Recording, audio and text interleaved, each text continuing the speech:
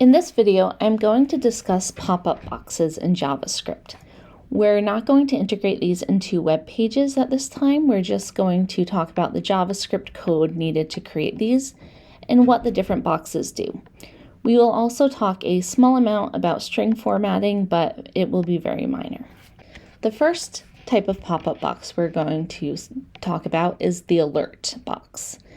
If I use the JavaScript code alert, beware of the moose, and I use single quotes around beware of the moose, you can use double quotes, but it is generally viewed as standard to use single quotes in JavaScript. So I'm going to use single quotes, and what's going to happen is a box will pop up with that text in there, beware of the moose. You can see that the quotes don't show up, just whatever's between the two quotes. And then it just has an option to hit OK, and it will just return you to the web page that you're on.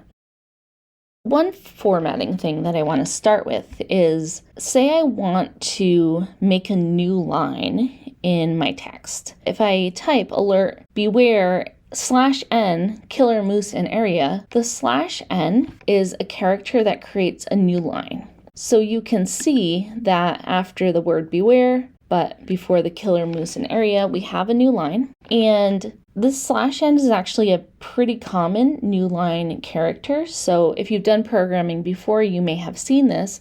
And if you're going to continue to learn different programming languages, you will probably see /n used as a line break or a new line in other code. The last formatting thing I'm going to talk about is an apostrophe. We're using single quotes. And if I want to say, alert, don't get too close to killer mooses, this would be confusing to your computer if I just put the apostrophe in there, because the apostrophe is the same character as the single quotes. So then your computer would say, alert, open quote, DON, and then it would view that apostrophe as a closing quote, and that would not display correctly. If we want to display an apostrophe, but we're existing within the realm of single quotes already, we need to put a slash in front of it. So then it's not viewed as a quotation mark by your computer, and the slash quote will render just a normal apostrophe, so we can display the contraction don't in the way that you would want to.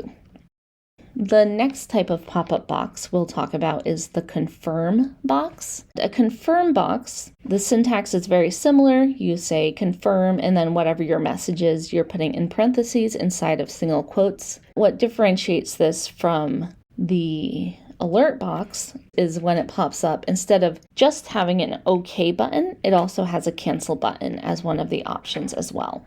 If you hit OK, it returns true. It's going to pass back the value true, and then that value can be used to make a decision. Like if it's true that they hit the OK button, proceed to the website. If it's false that they hit the OK button, don't proceed.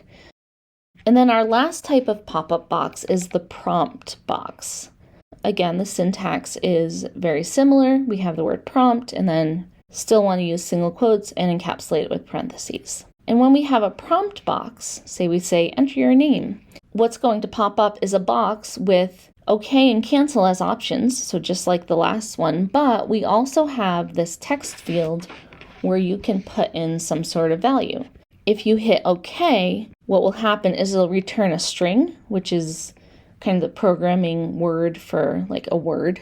It's more than just a word, but that's the easiest way to think about it. It's going to return a word or a string if you hit OK. If you hit cancel, it's going to return null, basically an empty string. To make that a little more clear, if I put in my name Amy and then I hit OK, my program is going to receive the information Amy. And since it's a string, it'll be Amy in single quotes. So you'll notice that everything that's a word or a phrase that we're using in JavaScript is going to be surrounded by preferably single quotes. Similarly, if I have something that says enter your age, so if I enter 5, it's still going to read the number as a string. So it's going to have single quotes around it, which is different than if it were just a number. A numerical value in JavaScript doesn't show up with the quotes around it. So it's expecting some sort of text input, and even if I put in a numerical input, it's still going to feed it back to my computer as text or as a string.